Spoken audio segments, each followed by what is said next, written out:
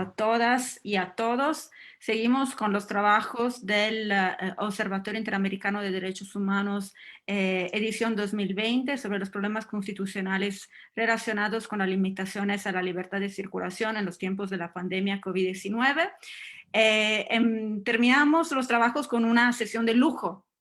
Realmente estoy muy honrada y me da mucho gusto poderla moderar. Es la sesión sobre la perspectiva interamericana. Ya tuvimos en días pasados, pues obviamente, mucho debate y mucha discusión académica sobre diferentes perspectivas de esta problemática que estamos analizando y que es central en estos tiempos de limitaciones de derechos debido a la pandemia COVID-19, la nacional, la regional, la local, la comparada. Y terminamos finalmente con la perspectiva interamericana. Me acompañan el día de hoy dos expertos, realmente dos personas muy reconocidas en la defensa, en la protección, en el estudio, en la crítica académica en materia de derechos humanos en la perspectiva interamericana.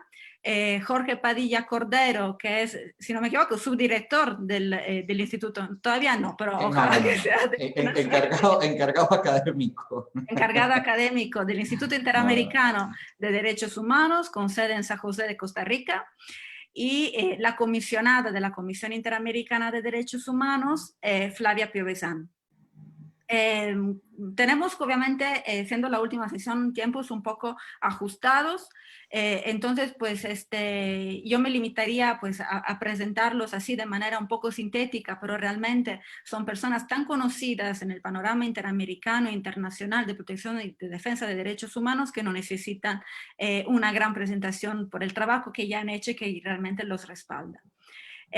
Muchas gracias a ambos por estar aquí, por acompañarnos, por haber aceptado la invitación a participar en este observatorio.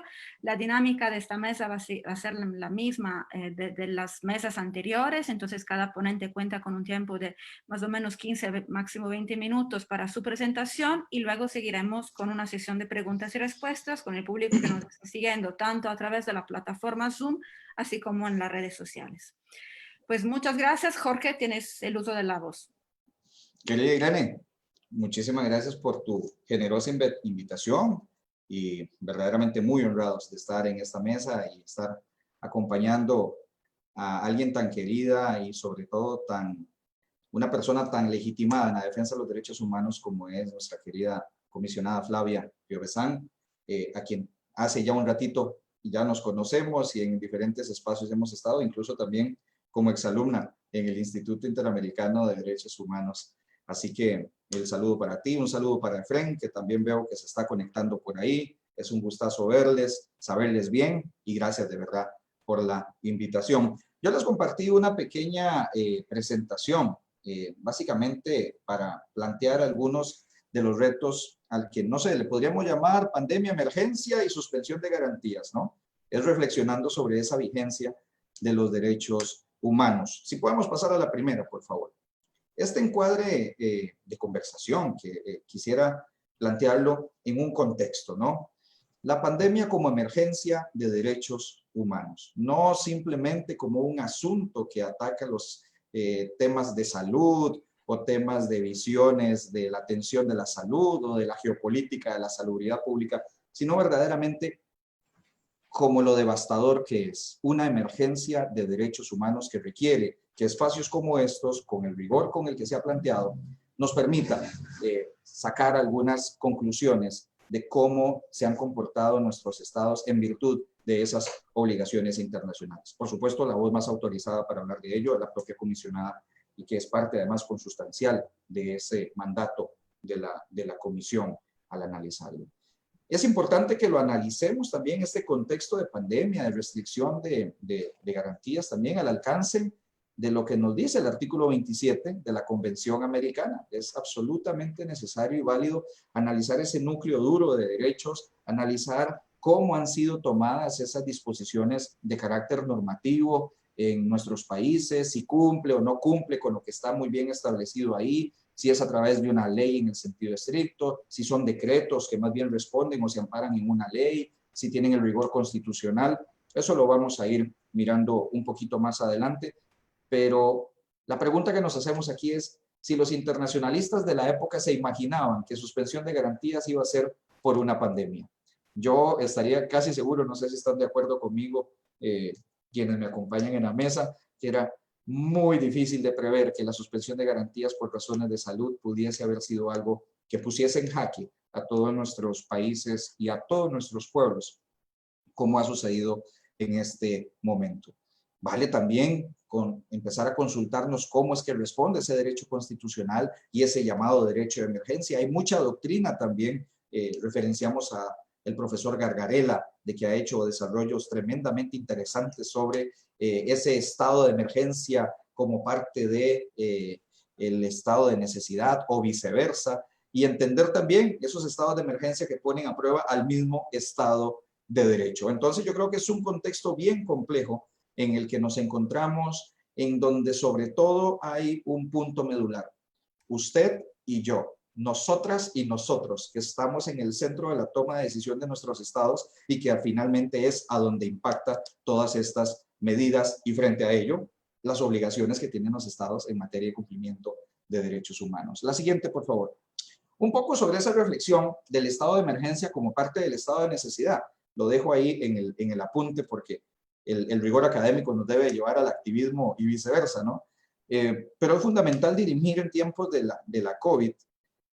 Si sabemos identificar cuál es esa situación de necesidad, la que exige una respuesta del Estado, que impone una solución a una situación concreta, el acto necesario a adoptar. Entonces, ¿qué pasaría si no se toma esa decisión de no realizarse? ¿Cuál sería el costo de la omisión si eso no puede ser significativo? ¿Verdad? Entonces empezamos a analizar vis a vis criterios de proporcionalidad y principios de proporcionalidad, las medidas de aislamiento social que han tomado en la mayoría de nuestros estados, y por supuesto analizar el sujeto necesitado, que es como lo dice Gargarella, a ese quien debe cometer el acto, el estado en sentido amplio. Y aquí cuando hablamos en el estado en sentido amplio, saben, es fundamental que ubiquemos a ese estado en todas las esferas de su funcionamiento. Por eso a mí me gusta siempre, y además es un ejercicio académico absolutamente necesario, referenciar y recordarles que así sea el encargado municipal más lejano allá, no sé, en Parras, en Coahuila, no sé si es un municipio, pero pensando en el municipio más chiquito que puede haber en la jurisdicción de ese estado, hasta lo que se toma decisión en cerca del 222 de reforma, ¿no? Estamos hablando de un mismo estado. Estamos hablando de la particularidad que la toma de decisión municipal, provincial o nacional tiene una significancia y tiene un impacto en la vida de las personas. Pero ¿cómo se ha comportado o cuáles son más o menos en una visión comparada? La siguiente, por favor, en que podemos analizar esas medidas, ¿cuál es esa mirada regional sobre esos actos necesarios que se han tomado? Bueno, yo saqué, como aquí han estado hablando sobre tanta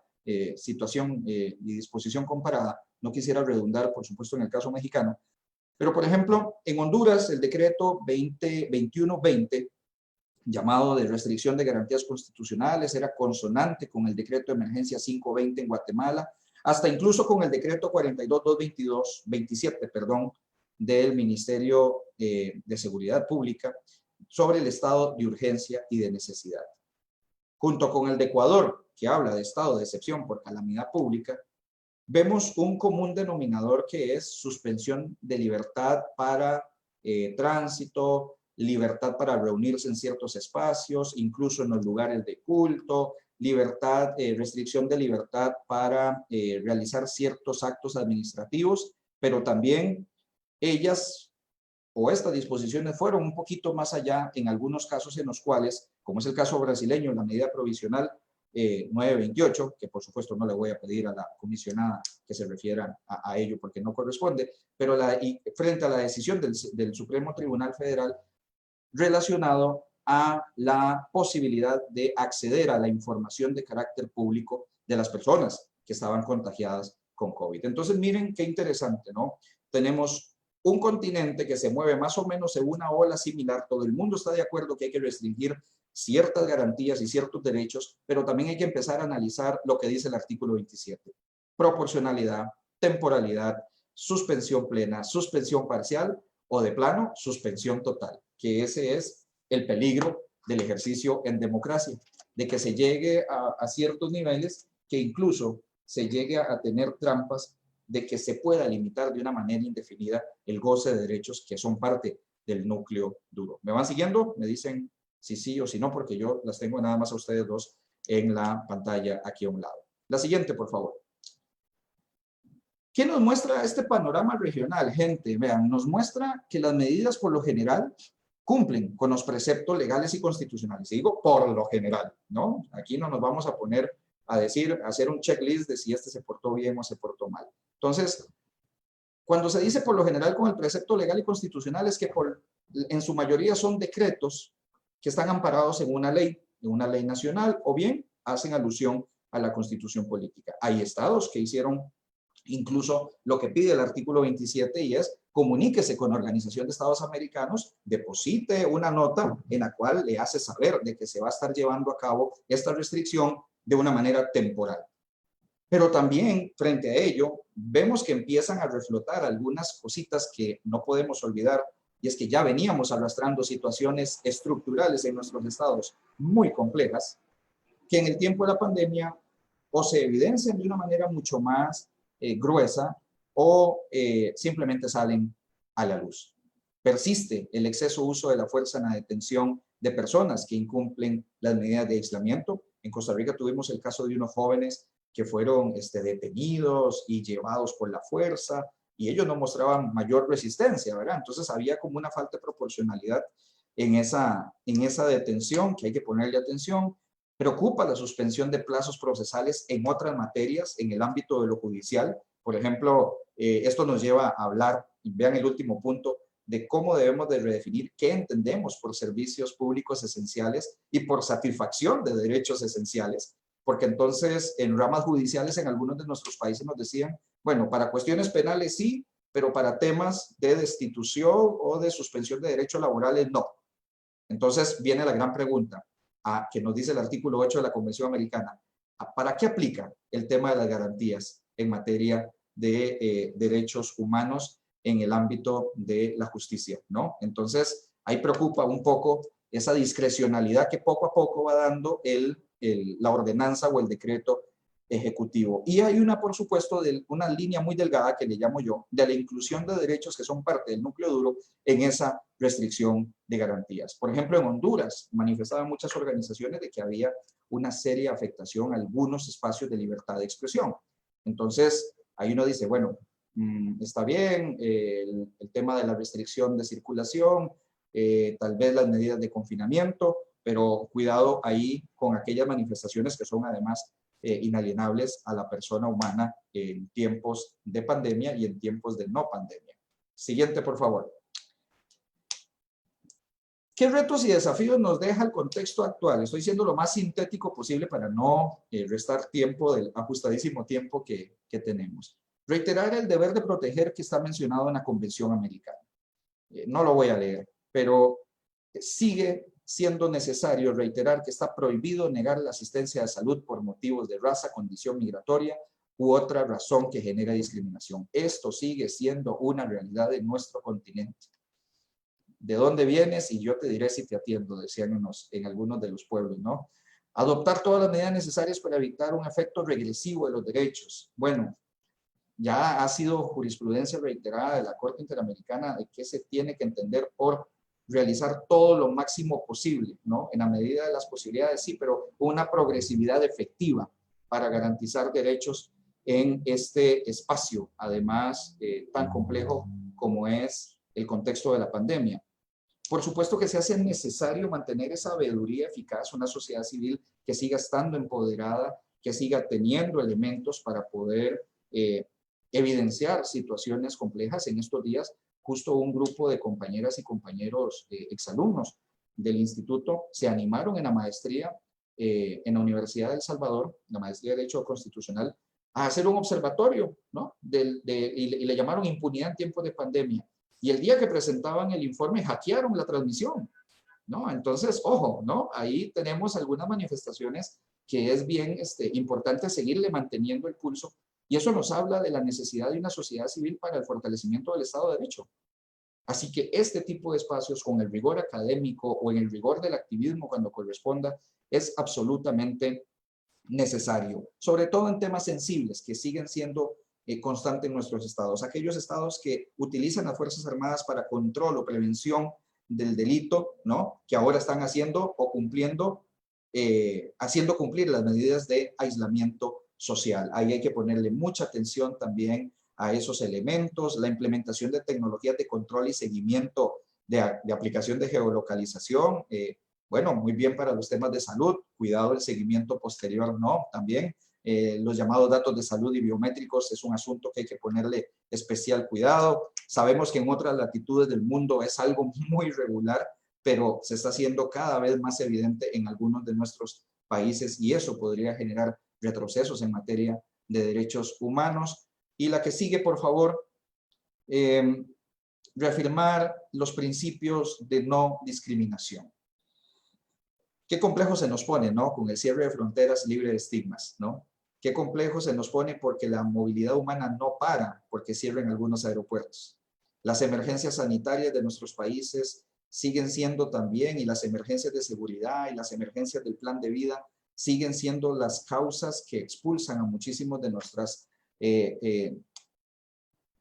muchos de nuestros hermanos en muchísimos de nuestros países, ¿no? Entonces, por ejemplo, en Costa Rica, les hablo de un caso concreto, tenemos mucha gente varada en la frontera sur entre Panamá y Costa Rica y son extracontinentales. Además, gente que viene de Nigeria, gente que viene del sudeste asiático, no hay gente que viene y así sea gente que venga de muy cerca, es gente que se sigue moviendo por el mundo buscando mejores oportunidades, huyendo de violencia estructural, huyendo de discriminación estructural, huyendo del racismo estructural que no se ha logrado erradicar en nuestros países. Pero cuando llegamos a las fronteras y las encontramos cerradas, también empezamos otra gran lucha y es esa ponderación que hacen en la toma de decisiones de salvaguardar salud y permitirle el libre tránsito a personas no nacionales de ese estado. Ya lo dijimos, cuidado con suspender procesos ordinarios en nombre de la pandemia, por ejemplo, en el asilo, en el refugio, eso es algo que sigue estando en la orden del día. Hay emergencias que no las para la pandemia y, como lo decía, la violencia de género, la violencia estructural, son temas que no lo para la pandemia. Costa Rica tiene índices altísimos de solicitudes de refugio por cuenta de centroamericanos del norte, centroamericanas y centroamericanos que huyen de la violencia producto de la violencia sexual a partir de su identidad de género. Así que, digamos, son temas que no se paran en los tiempos de pandemia. Cuidado ahí con suspender esas cosas. Personas, todo ser humano y sujeto a jurisdicción, como lo dice la Convención Americana, ¿no? Cuidado con esas teorías absolutistas y supremacistas de quién es persona y quiénes sí somos nosotros y quiénes son ellas y ellos, ¿no? Del discurso a la práctica es solo una delgada línea. Y yo finalizo por recomendar que siempre tenemos que leer esa riqueza de las resoluciones de nuestros órganos del sistema. Vean la 887, cómo en el 87 nadie se iba a imaginar la necesidad de mirar en tiempos de pandemia en el 2020 asuntos relacionados al habeas corpus u otras garantías constitucionales, ¿no? Que las declaratorias de emergencia, mire lo que dice la opinión, estén debidamente justificadas, considerando su intensidad, considerando su carácter, considerando su profundidad y considerando su particular contexto. Qué gran tarea tenemos ahí, ¿no? Y eso se decía en 1987. Yo creo que ni la composición de la Corte de ese tiempo se imaginaba la vigencia que iba a tener para estos días y para otros momentos. Yo termino con la siguiente diapositiva diciéndoles que habrá un tiempo de pospandemia. Hago la pregunta. Las brechas en educación, como veníamos, las brechas en salud, ya son más de 40 millones de desempleados en América Latina, las brechas en equidades sociales, ¿serán otra vez décadas perdidas en educación a las niñas y a los niños? Les estamos preguntando a las niñas y a los niños, ¿saben por qué estamos encerradas y encerrados? La necesidad de reafirmar la condición de persona, de que persona es todo ser humano, es una tarea impostergable para la academia, para el trabajo de activismo, para la sociedad civil organizada, para el litigio estratégico, para la labor de los órganos del sistema interamericano, para la labor de promoción de derechos humanos. Yo no les aburro más con las reflexiones y le dejo la mesa servida a la señora comisionada, nuestra querida amiga Flavia, para escucharla. Irene, espero haber cumplido en tiempo récord como me fue pedido. Muchas gracias, Jorge. Sí, cumpliste muy bien con los tiempos y creo que dejaste la mesa bien servida para Flavia realmente. Creo que tus consideraciones son muy relevantes porque es cierto que la pandemia sí ha afectado diferentes partes del mundo, pero me parece que las características propias del continente latinoamericano en términos de crisis de derechos humanos, crisis sociales, crisis institucionales, evidentemente han generado una problemática de tipo diferente respecto a la problemática, por ejemplo, de Europa, ¿no? Entonces ahí pues son clave los estándares interamericanos que de alguna manera pues recuerdan a los estados, oigan, ustedes tienen que respetar esto, no es que todo está justificado bajo el tema de que estamos en pandemia, entonces se puede hacer todo. Entonces me parece pues que pues aquí le sirves, le das el vía muy bien a Flavia para que ella nos pueda hablar también desde la perspectiva de la Comisión Interamericana de Derechos Humanos. Muchas gracias, Flavia. Muchas gracias a todos y a todas. Un honor, Irene, una vez más, receber por parte da Academia Interamericana de Direitos Humanos esta especial invitação. Mi gratitud, mi reconhecimento por el labor extraordinário, de gran calidad, uma contribuição muito valiosa, uma alegria, ¿no?, estar en este panel con mi querido amigo también, Jorge. Yo me acuerdo, Jorge, que em 1989 eu estava em Costa Rica em el curso interdisciplinar de Direitos Humanos do Instituto. ¿No? Imagínate, 30 anos. Estamos aqui, firmes, Estamos aquí. juntos. O Como el primer sea, día. por derechos hace más de 30 anos. Entonces, todo o reconhecimento, a alegria. E minha contribuição, eu me quedo muito contenta porque estamos em uma linha muito convergente. Eu compartilho, ¿no?, todas as reflexões aqui desarrolladas com tanta precisão e brilhantismo por Jorge. Me gostaria de tratar a perspectiva interamericana, haciendo destaque a duas reflexões centrais. A primeira, como compreender a perspectiva interamericana da restrição da liberdade de circulação em los tempos de Covid.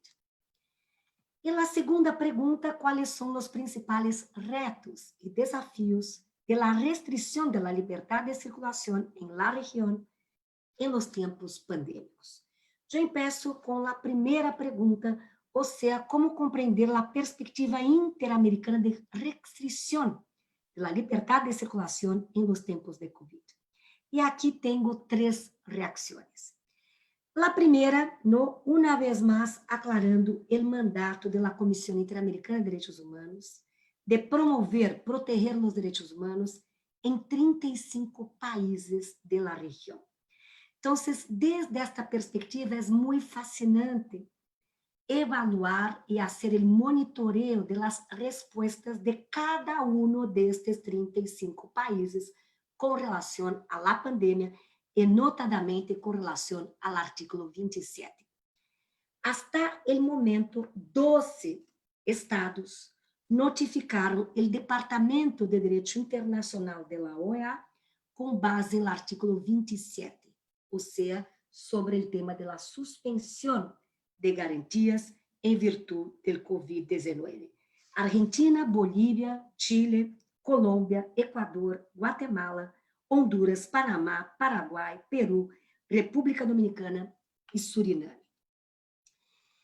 A Comissão Interamericana atua de acordo com o Corpus Juris Interamericano. Eu sempre me quedo muito tocada por la doutrina de Ronald Dworkin, quando afirma que a interpretação jurídica é um romance em cadena. Ou seja, eu estou na comissão por 4 anos, o mandato, não? Pero ano passado cumprimos na comissão 60 anos. Há 60 anos de uma institucionalidade de construção de um corpus juris interamericano. Então, há patrimônio regional de estándares interamericanos em matéria de direitos humanos. E, además, o tema das vítimas. Ou seja, no sistema interamericano, a centralidade é a vítima. Temos um mandato transformador, porque tanto a Corte como a Comissão yo pienso, nuestro mandato es defender derechos, pero también cambiar realidades. E com base nisto, me parece muito importante a reflexão de Irene. Qual é a incidência deste mandato transformador em el contexto regional, que é um contexto muito particular e peculiar? Irene hacía este destaque, ou seja, o vírus, quando impacta a região de China, a região de Europa, há desafios diversos, porque a base contextual é diversa. E aqui, me parece muito importante adentrar em 3 desafios estruturais que caracterizam a singularidade, a especificidade de nossa região em Latinoamérica. O primeiro desafio, a profunda desigualdade econômica e social. O segundo, o patrão histórico de discriminação contra grupos em especial situação de vulnerabilidade. E, además, o terceiro desafio, os dilemas da institucionalidade democrática. Estes desafios estruturais se veem exacerbados, acentuados, agravados por el impacto de Covid-19. Com relação ao primeiro, a profunda desigualdade econômica, nossa região ostenta o maior grado de desigualdade do planeta. Temos 30% da população em condição de pobreza, 11% em pobreza extrema, 25% não tem acesso à água potável e 53% depende do trabalho informal. Eu tenho o honor de ser a relatora país para a Bolívia. Em Bolívia, mais de 70% depende do trabalho informal.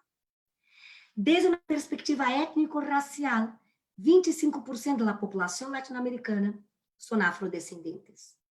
Em lo que se refere aos pueblos indígenas, se estima que correspondem a 10% da população em América Latina. Os indicadores sociais demonstram o sistemático, histórico, estruturador padrão de discriminação, exclusão e violência que afeta os pueblos indígenas e afrodescendentes da região.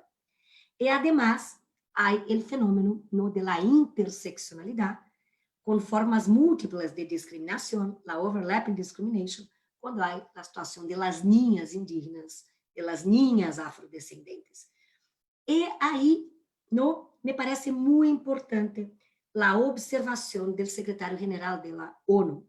O vírus não é discriminatório, pero seu impacto sim lo é. Ou seja, um indicador importante é o indicador letalidade. Eu também sou relatora para Estados Unidos. A população afrodescendente dos Estados Unidos, em campo de letalidade, tem 4 vezes mais a probabilidade de morrer de Covid que a população branca. A população hispânica em Estados Unidos tem 2 vezes mais probabilidade de morrer de Covid que a população branca. Então, temos situação de vulnerabilidade crítica com relação aos afrodescendentes e também pueblos indígenas, por exemplo, sobretudo os pueblos em isolamento voluntário, que têm uma imunidade muito reduzida. E, además da desigualdade e deste padrão de discriminação que alcança os grupos e pessoas em especial situação de vulnerabilidade, o terceiro desafio tem que ver com os dilemas da democracia.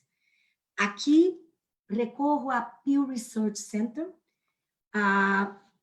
que afirma que as alternativas não democráticas estão respaldadas cada vez mais no mundo, em Brasil por 23%, México 27%, e os indicadores de Transparency International Corruption Index, Rule of Law Index, os países da região se concentram de la mitad abaixo em el ranking destes indicadores.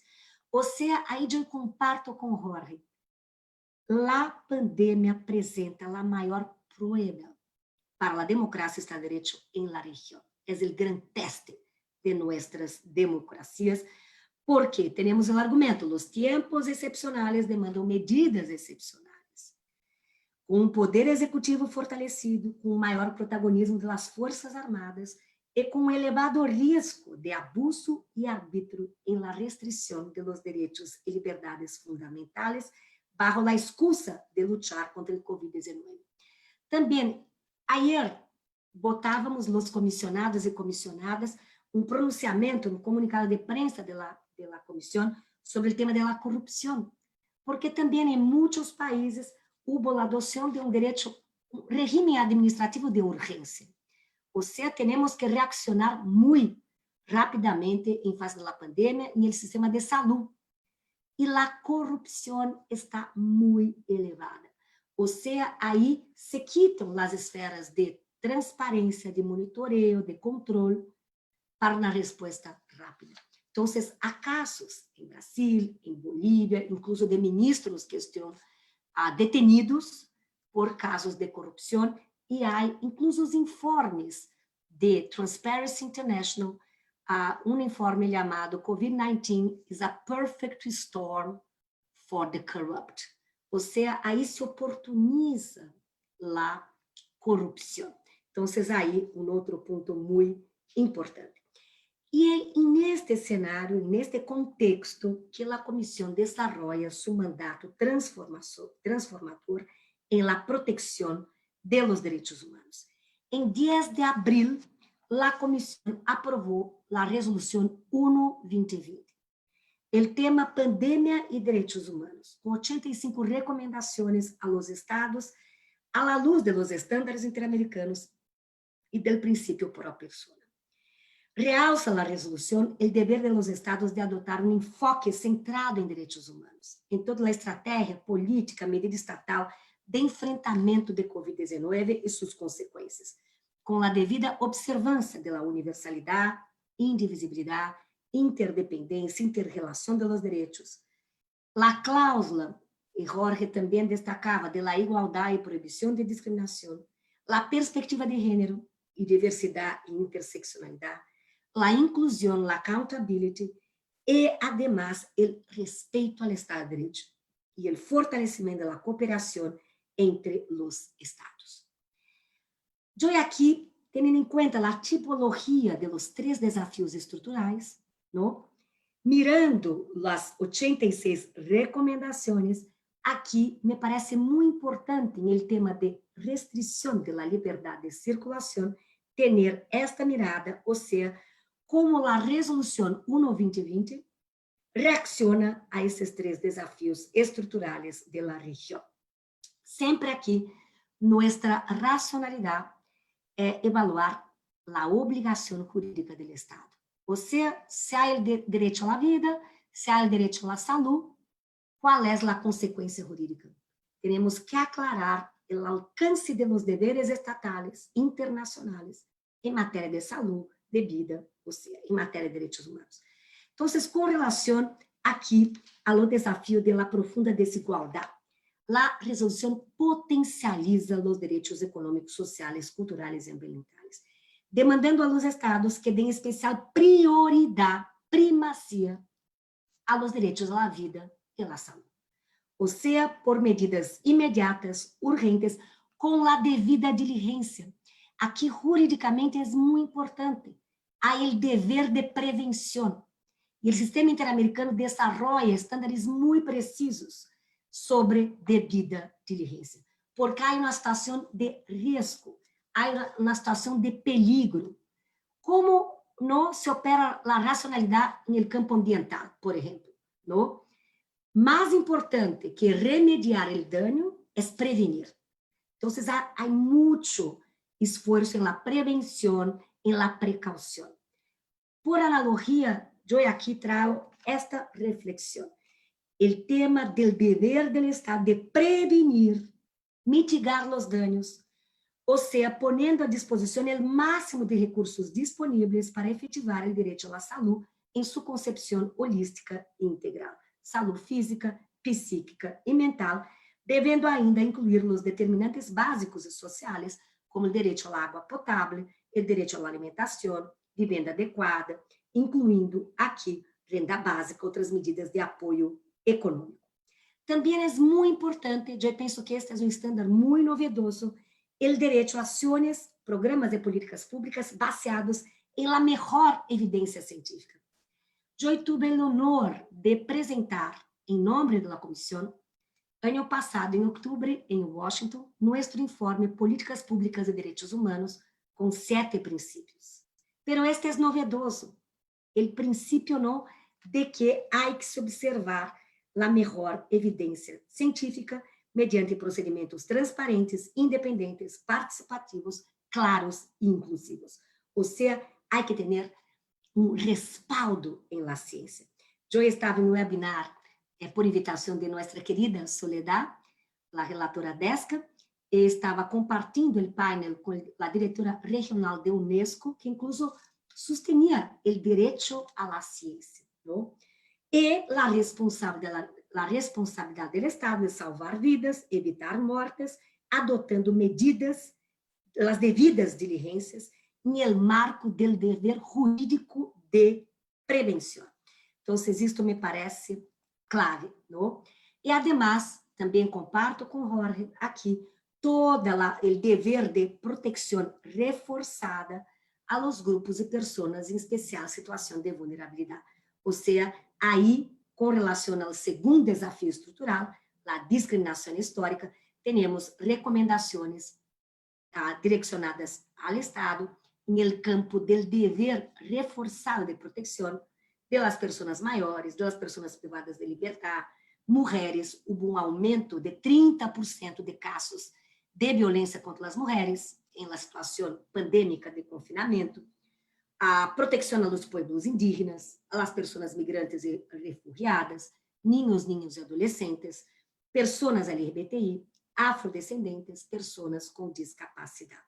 Então, isto é muito importante, no aclarar este dever estatal de proteção reforçada a grupos que sofrem uma discriminação, não? E aí, o terceiro desafio estrutural, com relação aos dilemas da institucionalidade democrática, a resolução demanda dos Estados que em qualquer restrição de direitos e liberdades se observem estritamente os princípios da legalidade, proporcionalidade e temporalidade, a fim de cumprir com as finalidades legítimas de proteger a saúde. Aí vale recorrer ao artigo 27. Não? Eu penso que aqui temos, primeiro, não? De acordo com nossos estándares, há uma prioridade da saúde e da vida. Não? Há que priorizar. De acordo com o artigo 4º da Convenção Americana, a proteção à vida, artigo 10 do Protocolo de São Salvador, proteção à saúde. Pero aí há um tema muito importante, com relação ao princípio da proporcionalidade e o escrutínio de ponderação de direitos. Porque a convenção, quando não enuncia a possibilidade de suspensão de direitos no marco do artigo 27, eu penso que há 3 componentes muito importantes. Primeiro, a possibilidade, sim, em casos de emergência, de pandemia, de adotar disposições que, em la medida e tempo estritamente limitados, não, suspendam as obrigações contraídas em virtude da convenção. Ou seja, a suspensão tem esses 2 condicionantes, não? O condicionante temporal, não estritamente limitado, e também a medida há que ser estritamente limitada. A segunda ideia, jamás a suspensão pode basear-se em discriminação, porque a cláusula de igualdade e proibição de discriminação estão em el domínio de ius cogens para a Corte Interamericana. Há um estándar muito claro, ou seja, direito inderrogável. E aqui a convenção também, desde 69, ou seja, quando há a suspensão não pode resultar em discriminação alguma, ou seja, aí a cláusula de la igualdade e proibição de discriminação. Pero há o terceiro componente. O parágrafo 2º estabelece direitos inderrogáveis. Dentre eles, derecho a la vida.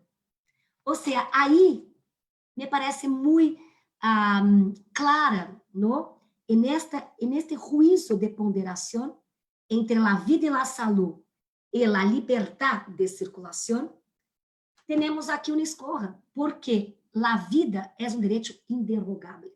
No hay como suspender, no hay como sacrificar el derecho a la vida. Y otros derechos, integridad personal, derechos políticos, o sea, en nombre de la pandemia, no hay como quitar derechos políticos. No hay como quitar derechos de nacionalidad. No hay como quitar, por ejemplo, derechos de los niños y niñas. No hay como violar derecho a la libertad de religión. No hay como también violar la prohibición de la esclavitud. Entonces, ahí me parece muy importante tener en cuenta el alcance del núcleo inderrogable de derechos, de acuerdo con el artículo 27. Y ahí, solamente para, yo diría, reforzar la argumentación de que el derecho a libertad de circulación no es un derecho absoluto, puede sufrir restricción, pero siempre con la lupa, la mira y el principio de la proporcionalidad, legalidad, temporalidad. Porque el propio artículo 22, cuando establece en la Convención Americana el derecho de circulación, el derecho a la libertad de circulación, establece que el ejercicio del derecho, el párrafo tercero, no puede ser restringido, sino por ley, en la medida indispensable en una sociedad democrática para garantizar, por ejemplo, la salud pública. O sea, hay esta posibilidad jurídica de restringir la libertad de circulación en nombre de la salud pública. Pero, una vez más, me parece clave aquí todo el tema del princípio da proporcionalidade. E também da ciência, porque é muito interessante, eu li com muito interesse as 166 páginas da sentença do Tribunal Superior de Justiça do Estado de Coahuila, me encantou. E também é muito interessante, porque a tipologia, por exemplo, em Brasil temos colores, rojo, amarillo, azul, há países que trabalham com fases, 1, 2, 3, há tipologias distintas. Pero sempre, e aí, uma terceira observação, a política pública baseada em la ciência. Porque para não evaluar o grado de restrição à la liberdade de circulação, no, com base no princípio da proporcionalidade, evitando abusos e excessos, há que ter em conta sempre a perspectiva científica. Me parece isto muito importante, porque até o presente momento não temos vacuna, não temos tratamento, temos as medidas de distanciamento social, de restrição de mobilidade, de higienização, de uso de máscaras. Então, me parece muito importante o direito à informação. Isto é clave. E eu me quedei muito contenta e aliviada por la Corte Suprema de mi país no garantizar la integridade do direito à informação, porque houve um intento do Estado de reduzir em nome da pandemia. E a Corte Suprema não. Isto viola o princípio da proporcionalidade, porque a pandemia demanda o acesso livre à informação. A informação é um componente clave de prevenção ante a pandemia. E eu aqui passo a segunda pergunta e aí concluo.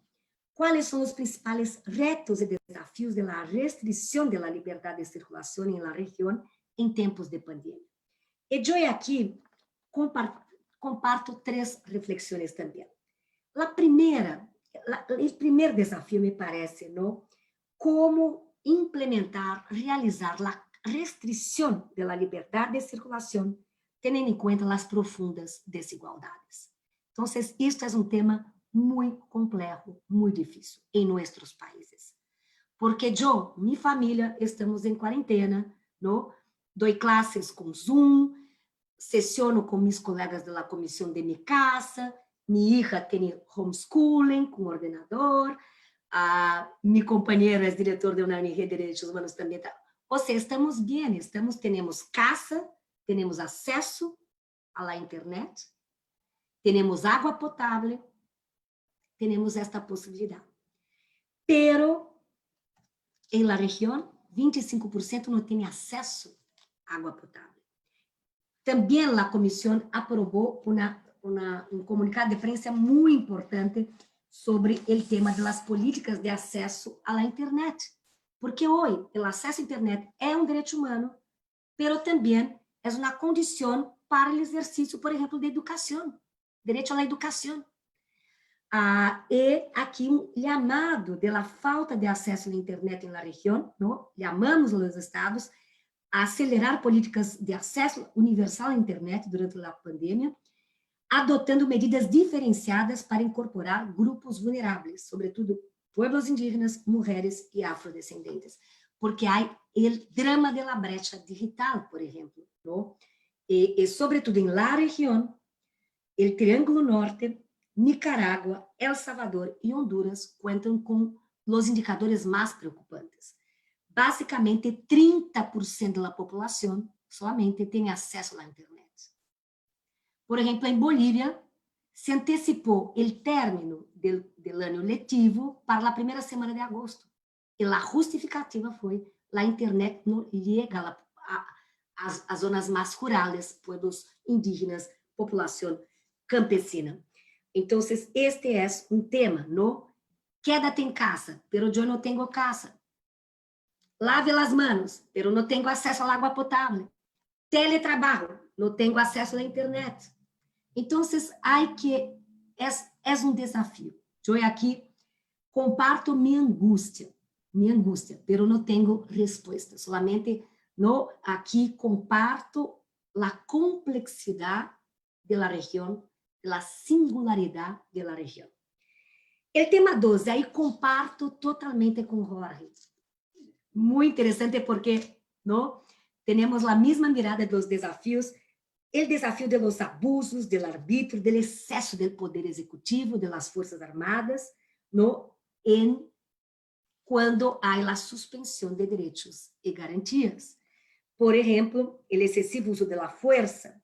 Tivemos um pronunciamento da comissão com relação a Peru, por exemplo. Houve cambio da normatividade penal para isentar de responsabilidade agentes da polícia em uso da força, incluso quando houver o evento muerte, em nome da prevenção e combate à pandemia. Claro, uma afronta aos estándares interamericanos. Também pronunciamentos com relação a Venezuela e Cuba, por detener, por exemplo, periodistas com enfoque crítico da política pública desses estados, em prevenção e combate à pandemia. O tema que Jorge também planteava, que para a comissão é um tema novedoso, o direito à privacidade digital. Tivemos casos muito complexos em Bolívia de vigilância digital. Então, temos hoje este tema, ou seja, do Estado de vigilância digital. Como manejar a devida proteção à privacidade digital, não? E também garantizar o combate à pandemia. E o terceiro desafio, as medidas são temporárias. Então, aí, Jorge, estamos juntos em isto. Ou seja, não há como aceitar a suspensão indefinida. Ou seja, a suspensão de direitos e garantias, há que ter o fator tempo. São estritamente limitadas a um tempo. E o dever do Estado é fazer o efetivo controle e de suspender, de afastar a suspensão quando o estado pandêmico for devidamente superado. Ou seja, isto é muito importante, o tema da temporalidade. Há um grande risco na região de perenização da suspensão, da restrição dos direitos e das garantias. Então, aí há um chamado a todos e todas de fazer o monitoreo, porque temos que fazer o resgate de nossos direitos e garantias quando não tivermos uma situação mais tranquila. Então, eu aqui encerro, não? Também penso que haverá um mundo pré-Covid-19, um mundo pós-Covid-19, porque o dramático impacto do Covid, da pandemia, isso naturaliza multidimensional, fomenta um tempo de profunda transformação, reinvenção, marcado, sobretudo, por decisões cruciais. ¿No? Em sua essência, a pandemia adverte que compartimos de las mismas ameaças, medos e riscos, pero também adverte que compartimos de la misma humanidade e a capacidade resiliente de construir e reconstruir sociedades mais inclusivas, sustentáveis, justas e solidárias. Sociedades em las que todos e todas sejam livres e iguais em dignidade e direitos. Muitas graças. Muchísimas gracias, Flavia, por esta tan brillante intervención. Me parece que efectivamente el COVID plantea toda una serie de retos, también a la vocación transformadora del sistema interamericano. Sí tenemos un pre-COVID, tenemos un durante COVID, que también obviamente es problemático, y tendremos un post-COVID. Y ahí, pues sí, la vocación transformadora del sistema sí se enfrentará a un reto muy complicado. Tenemos muy poco tiempo para la sesión de preguntas y respuestas, pero sí me gustaría por lo menos pasarles 2 preguntas que nos han llegado a los ponentes. Se las voy a leer. Una es de Víctor Vera García, que es un investigador de la Academia Interamericana de Derechos Humanos, que obviamente nos agradece por sus participaciones tan enriquecedoras.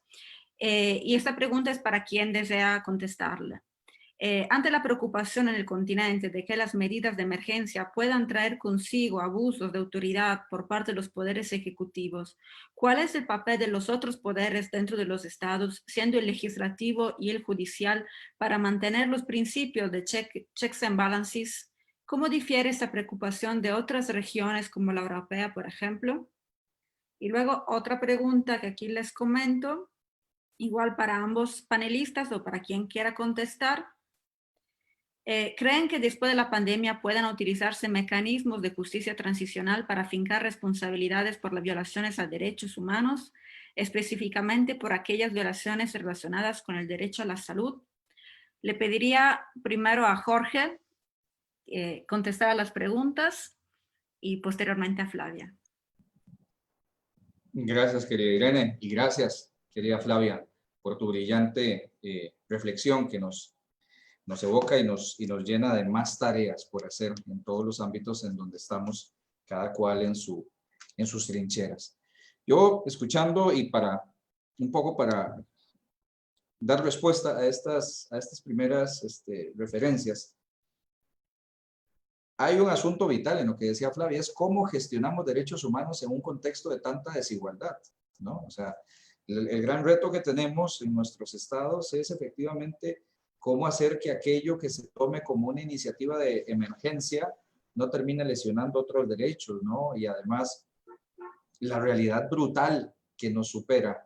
Lo decía muy bien, y en nuestras casas podemos verlo, pero vemos cómo se han disparado los índices de violencia de género en este espacio de tanto espacio reducido. Hay verdaderas familias hacinadas en sus casas. Eso es una realidad espantosa que viven muchísimas y muchísimos latinoamericanos. Pensamos también en el sector informal. ¿Qué pasa con esa persona? Pienso en un México, en todas esas personas que viven de la economía formal, que pueden ser un 60-70%.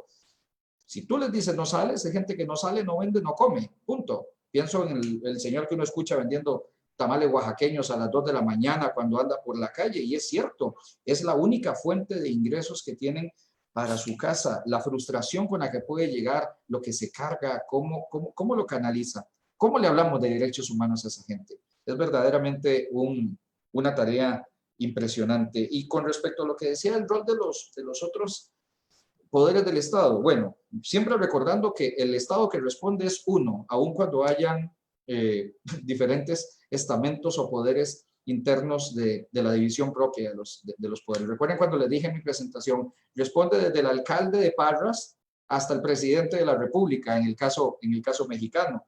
El gobernador de Ceará frente al gobernador de Río, ¿no? O sea, no es un asunto de que la responsabilidad internacional del Estado no es selectiva, gente. La responsabilidad del Estado es integral en toda disposición que tome adelante, y nos los ha dicho la señora comisionada, nuestra querida Flavia, de una manera contundente. Pero por supuesto que necesitamos control político en tiempos de excesivo toma de decisión de nuestros poderes ejecutivos. Tiene que haber esa capacidad, esa verdadera realización del equilibrio de poderes mediante los mecanismos que están. Yo por eso también hablaba que se necesita una sociedad civil que a partir de ese principio que nos decía de protección reforzada, que nos hacía y nos señalaba Flavia, puedan ejercer, puedan promover espacios para el diálogo, para la rendición de cuentas efectiva.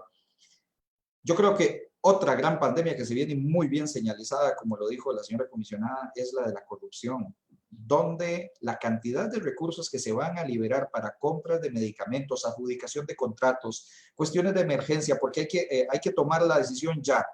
Y ahí está el control político, ¿no? Los parlamentos deberían de estar pidiendo o tener una participación más activa en esa toma de decisión ejecutiva.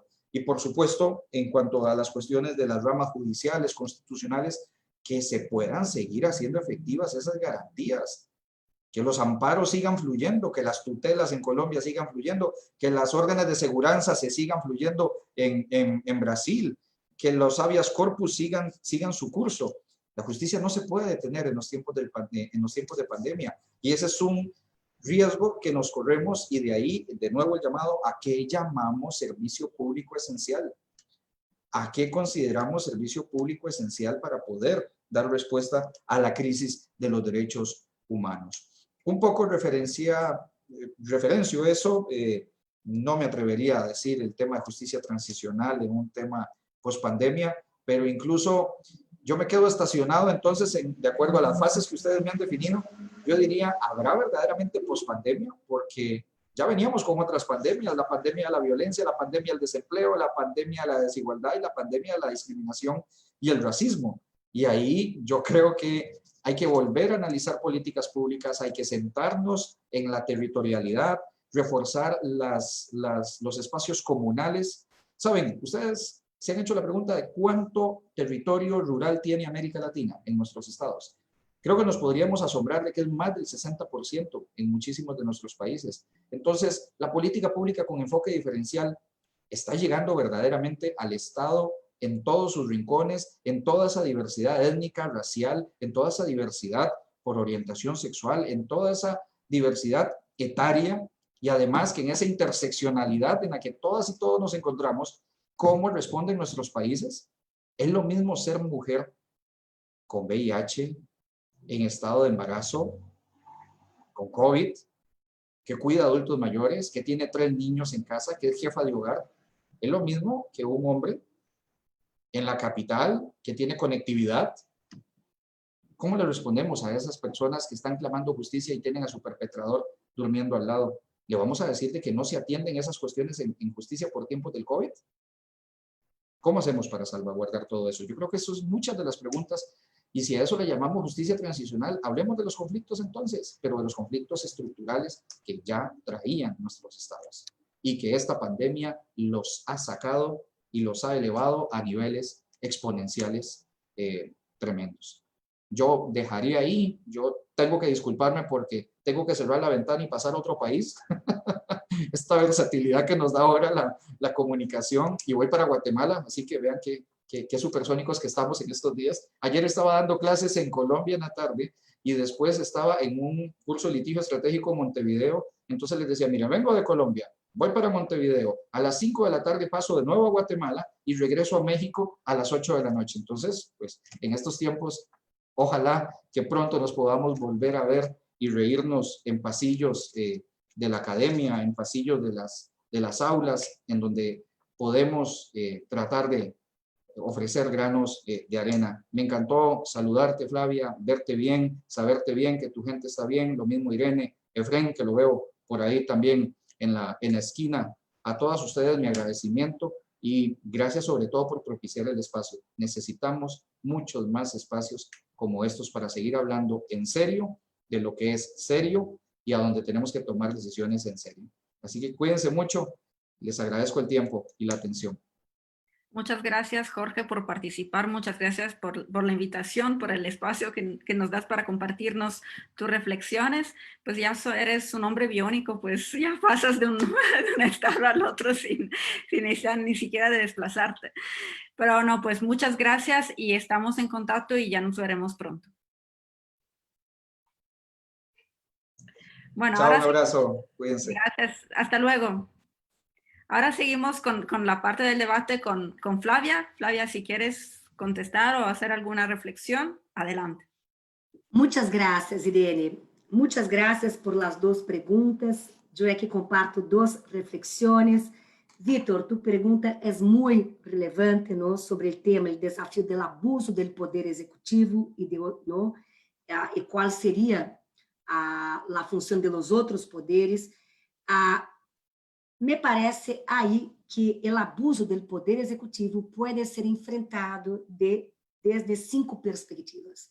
A perspectiva da separação do poder, de los poderes, ¿no? A atuação, o protagonismo do poder legislativo e do poder judicial. Aqui a comissão também volta à recomendação número 24 e 25 de nossa resolução 1/2020 sobre o tema do funcionamento do poder judicial. Como é clave o funcionamento do poder judicial para garantizar o exercício de direitos e liberdades, ¿no? Em situação pandêmica. E, además, controlar a atuação das autoridades. Então, a recomendação 24 e a recomendação 25 também, ¿no? A importância de garantizar remédios judiciais indispensáveis, como amparo, como habeas corpus, outros instrumentos idôneos para garantizar a plenitude do exercício de direitos e liberdades e também controlar a atuação das autoridades, sobretudo em estados de pandemia.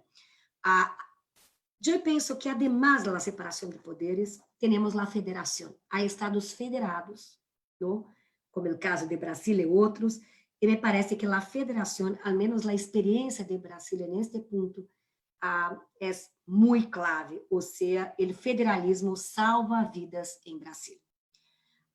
Então, aí também planteo o tema do federalismo, porque se a separação de poderes que tem por ambição, ¿no?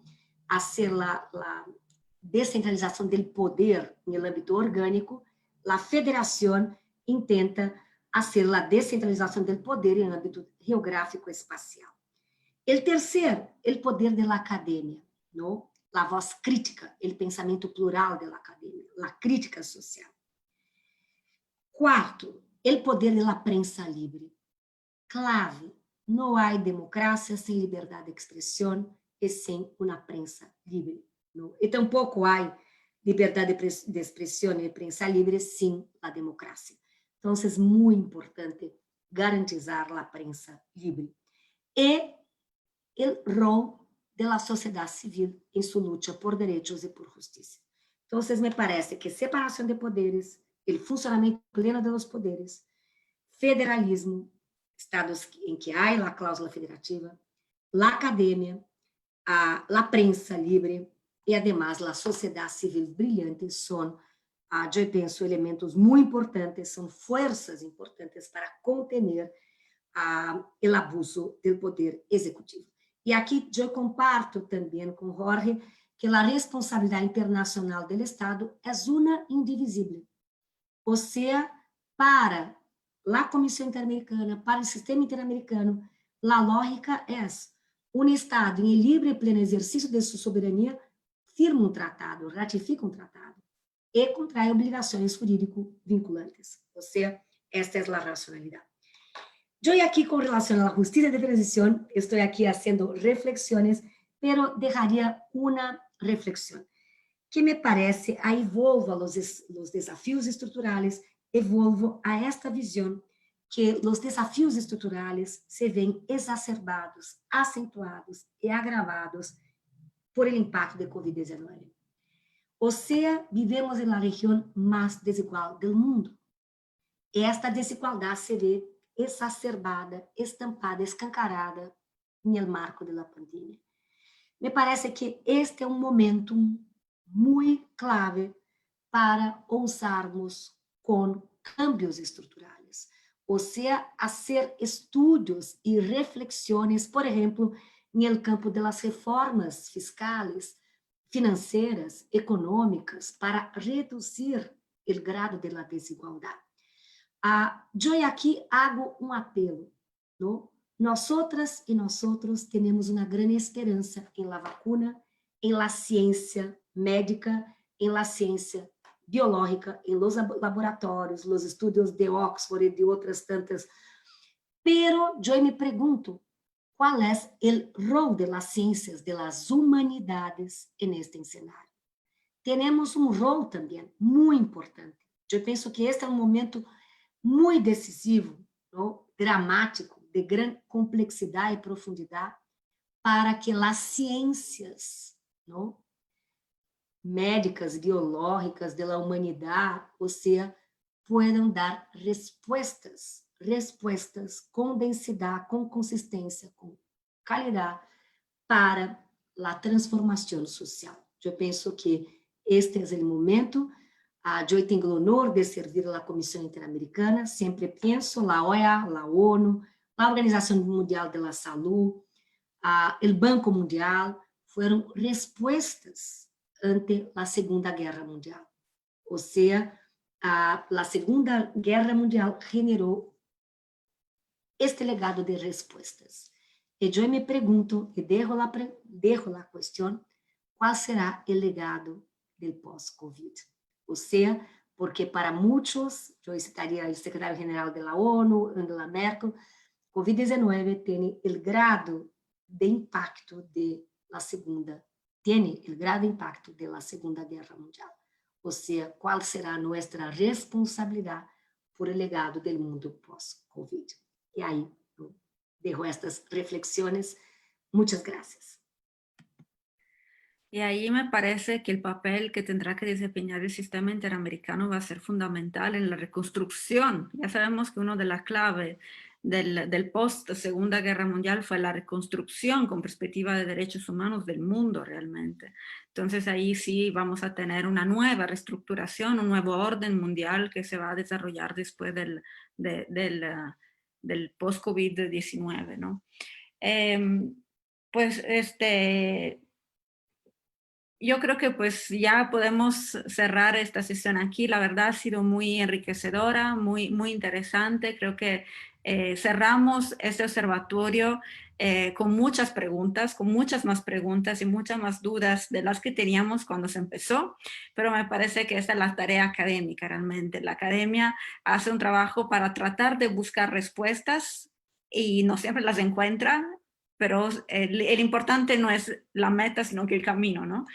Entonces, muchísimas gracias, Flavia. Obviamente, muchas gracias también a Jorge, muchas gracias también a todos los otros ponentes que nos han acompañado. Veo que algunos están conectados también aquí. Veo al magistrado Ríos Vega que está conectado. Le agradezco obviamente a todos su participación. Desafortunadamente todavía por este semestre estaremos haciendo otros eventos con la modalidad en línea. Me parece que sin embargo es una gran potencialidad esta que la tecnología nos está ofreciendo. Entonces tenemos que encontrar lo positivo también en situaciones negativas, ¿no? Entonces, yo aquí pues cerraría, no sé, magistrado, si usted quiere dar algunas palabras, pues ya que pues le hablamos mucho de usted y de su sentencia en estos 3 días, que es una sentencia muy importante en el panorama local, nacional, pero también internacional, por la inclusión de estándares internacionales y interamericanos y comparados en materia de derechos humanos. Entonces estoy segura que se va a convertir en un caso líder en este sentido.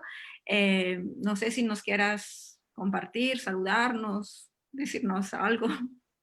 No, al contrario, Irene, agradecerte tu invitación, el espacio para reflexionar estos temas que nos interesan a todos, no solamente como funcionarios, sino como personas.